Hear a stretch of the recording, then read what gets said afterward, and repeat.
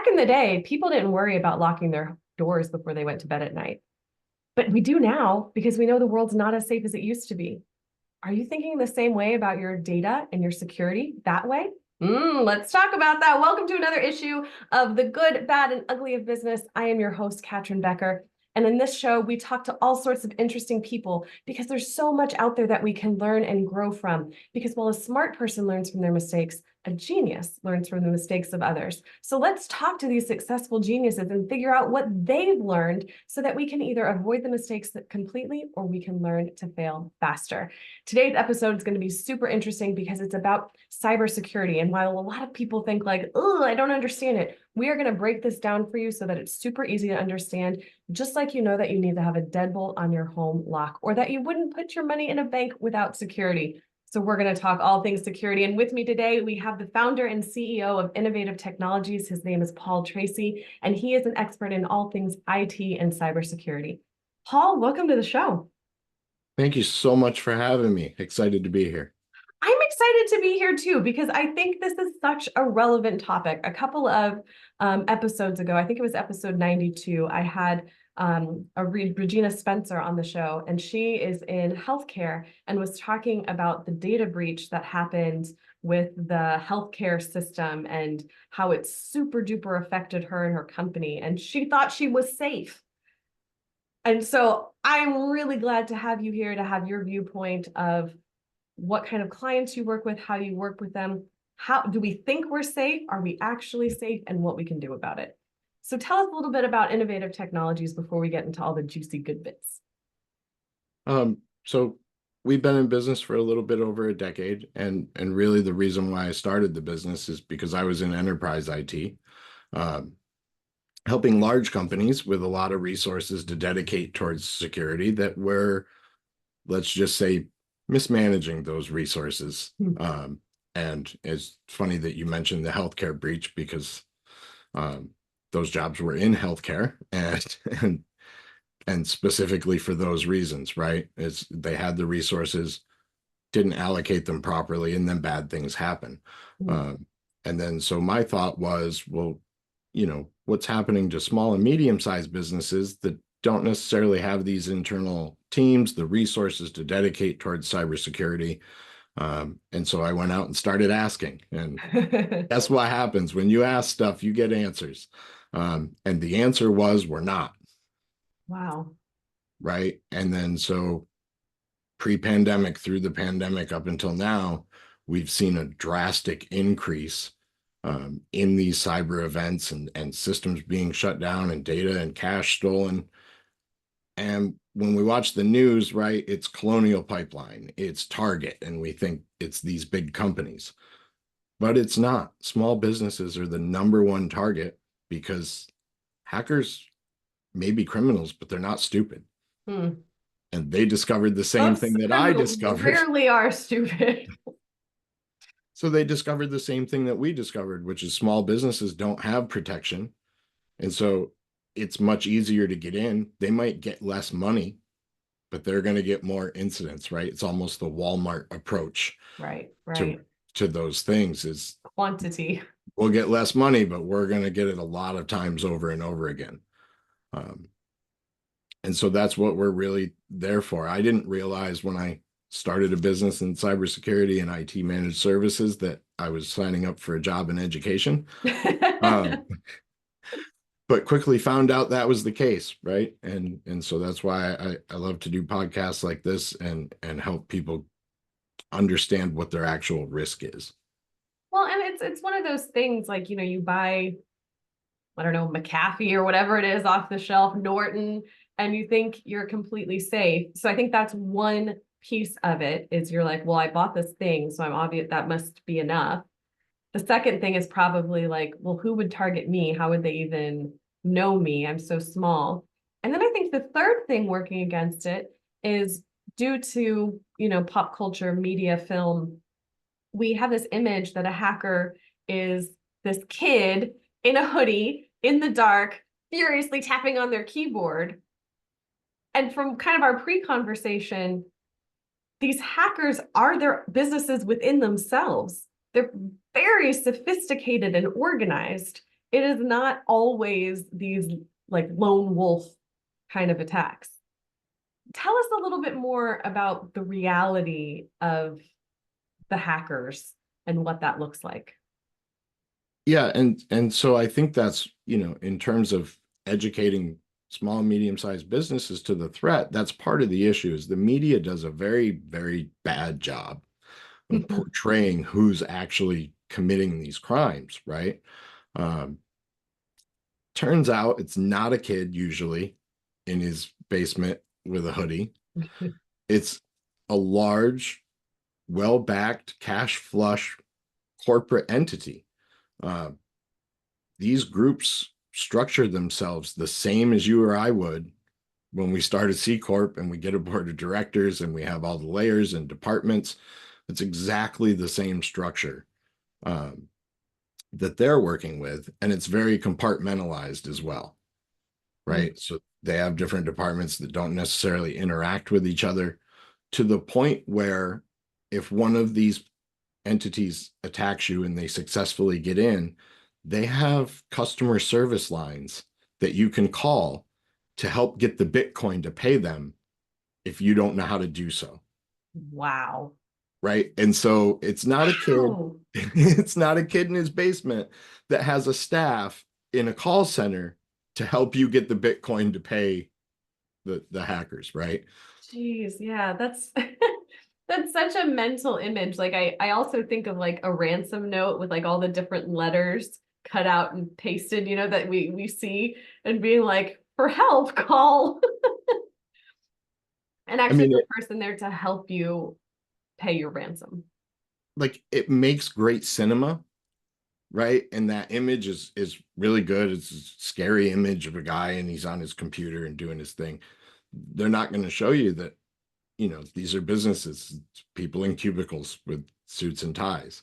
And they've evolved to the place now where the groups have actually started making their bad stuff available to other people, right? So the same way that you buy a Microsoft license for your business products, right? Microsoft 365, your Outlook, someone can actually go and purchase the ransomware, the malware, the thing that infects your system from these companies for a monthly charge. And then they will support them in fulfilling and also the payment, right? So the structure is the same as a corporate entity. The departments are the same. The function is the same to get money. They're just doing it illegally, right? So They is don't. this something that like functions on the dark web, which I don't really even understand what that is, to be completely fair. I just know the term. So if I'm saying things that are just like completely ignorant, please forgive me and educate me. No, so the dark web is the marketplace for these criminals, Okay. right? It's basically the internet, but they don't have names that people can remember, Mm. right? So you're not going to walmart.com or you're not going to google.com. There's these very long, complex names, and you go through a series of steps to get there and get a listing directory. And then you can go to those sites that are on the dark web. They're just not published, so they don't show up in search engines and those kind of things, right? They eschew SEO. They're definitely not interested in having search engines pick them up, They're right? like the opposite of SEO. Total opposite of that. And so when you go onto this marketplace, it's pretty much the same as any e-commerce site that you go to, right? Walmart, Amazon, all of those. And you can purchase people's records, their driver's license numbers, social security numbers, credit card numbers, um, very cheap. And so the criminals are stealing that data and then turning around and selling it. And so you say, well, why is this worth it? They have these big corporations doing this. One medical record is worth $1,200 Wow. on the dark web for them to sell. So if they get into a system that has the medical records of 5,000 people, it's quick math, right? Yeah. 1,200 bucks a piece. That's why they do it. Mm. It's financially backed. There's no question about that. Well, Um, and I got to imagine in like today's day and age, everything is so connected. Like if I make some change on my desktop in a login or something, like it immediately shows up on my phone. And so we think of, taking that to the businesses, how all of our systems are connected, whether it's to your customers, from your vendors, like everyone's sharing financial information, personal information going back and forth. So is there a danger that even if you as an entity think you're safe, but the people upstream or downstream of you haven't done their due diligence, that there's still a vulnerability there? 1000% yes. Um, and we see this time and time again. So Target was hacked a few years ago. Mhm. Um, that didn't actually happen from anything on Target systems. Their HVAC vendor came in, had to do a service. He plugged his laptop, which was infected, into their network, and boom, down goes Target. Bob's your uncle. Right. So when it comes to regulatory compliance, things like HIPAA have agreements in place for the vendors. And we're seeing this more and more on a state by state level, where they're adding these regulations where the vendors that you deal with, particularly in government, CMMC and so forth, requirements are that you are getting notification from your vendors that they are following the proper cybersecurity protocols. Mm. Because what we see, particularly in healthcare, is the supply chain issue. So one of these big healthcare places gets hit, and all of the other businesses that are associated can't function now. Mm. Right. And so, again, hackers are pretty smart. And so when they get into a system, the average is they're there for 260 days before they do anything. Oh, wow. And the reason why they're doing that is because they want to know who you're connected to. So are they just like passively collecting data during that time? They are, so what they do is they'll get into a network and they don't know where they landed, what machine they're on, right? So usually at night, typically, they'll run scans that only last a minute, maybe 30 seconds. Mm. And so they're very hard to detect. And what Yeah. they're doing is just gathering information, Mm. right? Because for them to be successful, if you have legitimate backups, all your systems are backed up, and they can't get in the backups, well, you'll just back up your systems from your backup and then forget that they did what they did and fix how they got in, obviously. But if they hang around, generally people back up servers once a month. So they got to stay at least a month so they can see that network traffic going to the backup server. Now they've identified where the backup server is. Mm. They'll fight their way in. Once they have their way into the backup, they will encrypt everything so you can't get it. You can't restore from backup. And that forces you, in their mind, to pay them the money. So let's go back to that HVAC technician. And you Okay. said his laptop was infected. Mm-hmm. So is this a virus? Is this malware? Is this ransomware? Can you help kind of the layperson understand what these different terms mean and how they impact them? Right. So we've evolved quite a bit in the technical terminology for these attacks, right? They generally have pretty much the same purpose, right? So when we look at a virus, the real definition there is a virus wants to spread. That's its main goal, right? So there are infections we name viruses, and their main objective is to spread to all the machines in the network, right?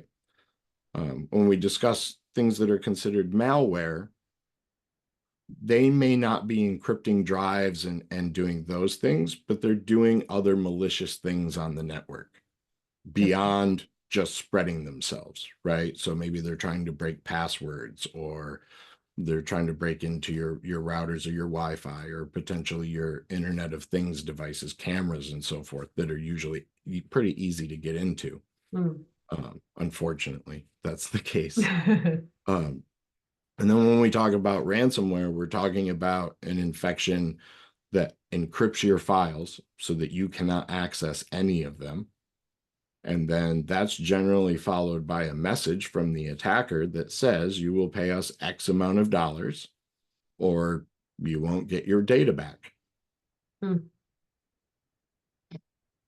And It's so crazy. And, we think of it in terms of getting our personal data stolen or our financial information. But one of my mentors had his Facebook hacked. And um, this person, whoever it was that took over his Facebook, was now posting about Bitcoin scams and real estate deals and, preying on the like, know, and trust that my mentor had built with his community, that people thought, oh, well, if he's doing it, it must be a good deal. And so I think that's almost even, I don't know, it almost feels worse that like some action I took or didn't take could impact my friends and family in a negative way and have caused them to lose money. And it was a pain in the butt to get his account back. He finally did, which most people never get their Facebook accounts back. Facebook is, dare I say, lacking in the ability to care about assisting people with those issues. Mm. Um, it's something that we hear about. Generally, when we hear about it, it's because something had more severe has quickly happened from that. So when somebody gets into a social media account, if you're a business person or an entrepreneur, that's probably not their end game, right? But what they're getting access to is all of your connections. They're collecting data. That's how. So when we look at the stages that they go through in these attacks, there's always a collection of data. They're going to go to your social media, to your LinkedIn profile, and they're going to scrape all that information, find out as much as they possibly can, and then try to exploit that information in terms of passwords, in terms of communication with your contacts. If they do take over a Facebook account, right, they Yeah. can send messages to all your friends. And I've recently had this happen. That a friend of mine, same thing, his crypto posts that aren't him because his Facebook got taken over. He's reported it to Facebook. We've reported it to Facebook for him. I don't know, at least 15 times now, Mm. and they've done nothing. Right. So there's Mm. there's certainly an issue there that needs to be addressed, but it's those accounts we don't necessarily think, "Oh, I need two-factor authentication so I get a code and no one can log into my Facebook," right? Right.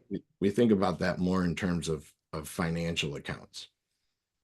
But what we know from doing penetration testing, where we go in and basically pretend to be hackers so that we can show a business um, what data could be gotten and how quickly it could be exfiltrated from their network, Hmm. is that we're pulling tons of passwords, right, when we do those reports. Um, and so it's not just your business stuff. You're logging into your Facebook, you're logging into these other things. And then the secondary thing that we find is generally the reuse of passwords, right? Like, so Mm. somebody gets a password they like, it's a long one, right? So they're like, Yeah. well, it's good, it's long, I've got special characters, I'm doing all the check All the marks things. that all the things that we've been told that we need to do, except I'm using that on 10 or 12 different websites, Yeah. right? And so once they get it, and eventually they probably will get it if they have access to the system, now they're in 10, Mm. right? And so your Facebook password, okay, you lose your Facebook, it's a big pain in the rear end. If you reuse that password on your bank account, now we have a completely different situation. It got a lot more painful. A lot more painful real quick. Yeah. It's amazing how that stuff escalates. So with AI is advancing so rapidly, and there's so many different things now that are connected with AI, that are enhanced by AI. Are you seeing that impacting cybersecurity as well? Absolutely. Um, and we have a tendency as a society with technology to run in guns blazing when we think something is great, No, right? This is not cool. us. and let's adopt it, and we're all going to use it, and it will be great. Um, if you pay attention, there's a lot of people warning about the threats to the degree that Microsoft just pulled, or the government, federal government just pulled Microsoft Copilot out. Mm, They're no longer allowed to use it, right? really? Because, right. So as OpenAI develops and all these other AI companies develop, what we know from being in security is people that program are amazing and they do great things, but generally security is not their focus. Right, right. And so as these systems come out, now we see certified ethical hackers, people like the people on my security team that go through and say, where can we exploit this? Right. And there's a lot there that's easily exploitable, that's usable. In certain cases, there's AI that's taking screenshots every 5 seconds. And so, Wow. right. And they're doing that to feed the AI so it can come up with the product that you want to use at the end, right? Whether it's editing videos or note taking, whatever it is. But if that gets compromised and you were in a, let's say, a Zoom meeting and there was confidential information, that's a big problem, Right. right? And how much of our business data, which is really the lifeblood of our business, right? I mean, anybody who started and run a business knows your list of customers and clients is the lifeblood of your business. That prospecting list that you have in your CRM. Like Yeah. if your CR and you lose all that data, it's nightmare, Game right? over. Game over. Because how do you don't rebuild that in a day or two? You didn't spend a day or two building it. No, no, no, no. And so what data do we give AI access to is a big question that we're going to have to answer. And hopefully we get there before the implementation and the problems escalate to the level that they could. Yeah, I mean, just the other day, my 12-year-old son came up to me and he knows that I use ChatGPT for business. It's been really helpful to automate a lot of different processes, save a lot of time. And he's like, Elon Musk said, stop using ChatGPT and he's gonna get rid of all of his Apple devices and all of this stuff. I mean, are those things that we should, as consumers, as business owners, be taking heed to? I would say for the most part, the business owners that I talk to are using Chat GPT currently for marketing purposes, Mhm. right? Coming up with copy, so forth, rewriting things that they have internally, trainings and whatnot. It's really not that scares me so much. It's when we start allocating business responsibility with sensitive data to AI and allowing it to take actions that we would generally have a human take, Mm, that where that data needs to be protected, right? got it. And the idea, so the Elon thing with Apple um, is they're saying, like Facebook, I'm sure you see on Facebook now, you've got that little circle up in the top instead of Yep. search. And it's like, Yep. I didn't ask for that, but thank you. Kind of. Thanks, no thanks. Right. When applications start inherently having AI integrated into them, a compromise of that AI and its ability to do malicious things is exponential. And Mm, I think that is I'm not him and I haven't spoken to him about it, but I think that's the concern that Elon has, is that when we start inherently making these part of operating systems and part of the systems in general, without the testing required to understand those security concerns, we're making a huge mistake. mm. So you mentioned certified ethical hackers. What is that? And how does that work? And I have so many questions. So, certified ethical hacker is really a certification that you can get. It's a title, and what that means is you really enjoy breaking into systems, but you're not a criminal. And so you do that for the good folks who are trying to protect themselves so that you can show where their vulnerabilities are.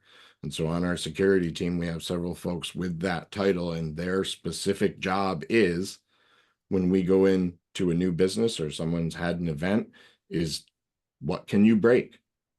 They're Mhm. basically using all the tools that the hackers are using for the most part.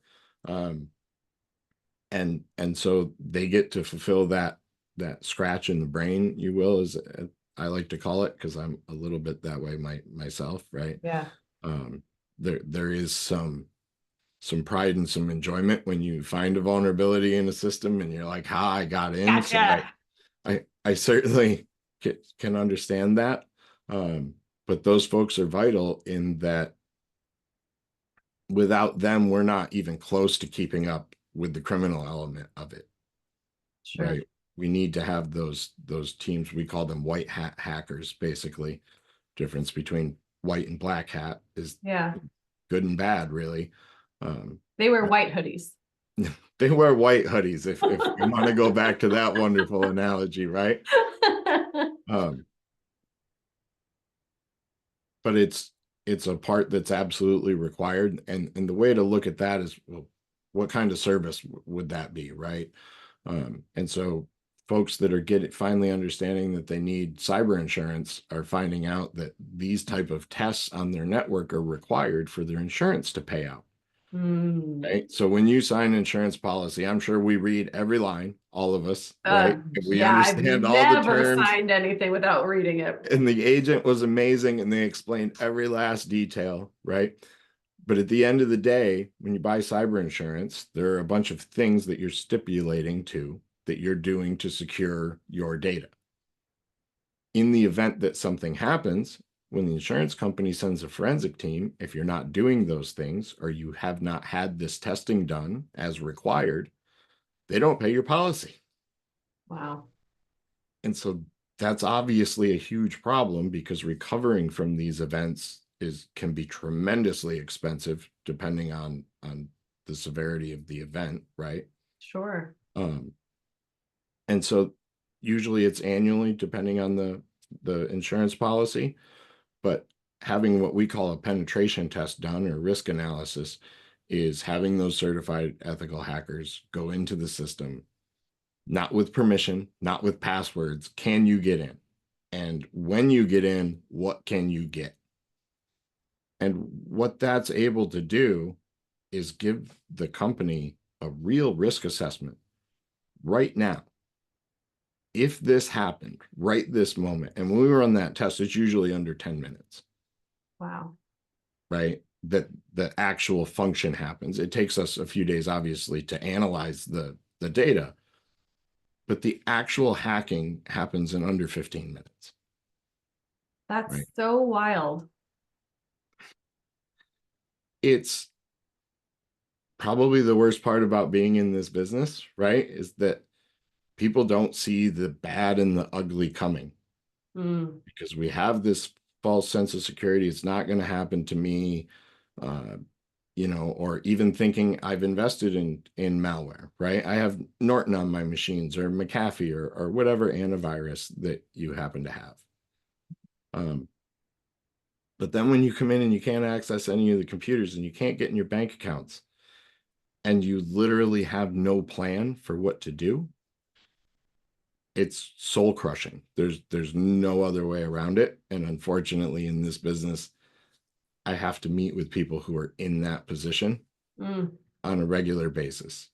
And Yeah. just like the rest of us, they work extremely hard. They built their business. They care about their teams. They care about their business community, right? And they put all this sweat equity into building this. And in moments, it can be gone. And you're completely powerless. I mean, the choice is pay the ransom and hope they give you your data back because that's the other thing, right? When you pay them the money, they're criminals. Right. Why would they keep their word? What's to stop them from saying, you know what, we changed our mind. We need another 50K. Yeah. We need another 100K, right? And Ooh, after they give you your data back, if you haven't fixed the issue, what do you think the chance is that they're going to try to do that to you again next week? pretty dang high. Well, before we end, can you share like one story of a customer or a client that you've helped and kind of give us the picture of, you know, what either was avoided or what were you able to recover for them, whatever that story may be? Certainly, there's quite a few of those which I take pride in because that's what we're here for. We're in the service business, right? Trying to help people. So pre-pandemic, we started working with a company that's a residential treatment center, right? They have a on-site school and psychiatric care for teenagers like 13 through 18, right? Okay. And so we were called in to do an audit of their security. There wasn't any. They had one internal IT person, and they were like, no, we're compliant, we're secure, we're everything. Not the case, right? So we started working with them 2019, getting all their infrastructure, all their security in place, all the actual IT stuff that they needed to function properly. And then the pandemic hits. Hmm. And all of a sudden, everybody has to go remote, right? Yeah. And so making that transition, as we all made, if we're in business, right? We dealt with some serious stuff in trying to figure that out, right? Uh, Particularly in schools, getting hacked left and right. Teachers didn't have resources, so they're going online to get them. Hmm. Again, hackers are not stupid people. And so they started putting up lesson plans and so forth with viruses in them. And then you get kids with the porn pop-ups and all kinds of other terrible things. But because we had started working with them and building that infrastructure prior, that transition was almost seamless, Wow. right? They were able to provide services with no lack in psychiatric care, no lack in the school process and serving those needs as well, and reached HIPAA compliance at the same time. Mm.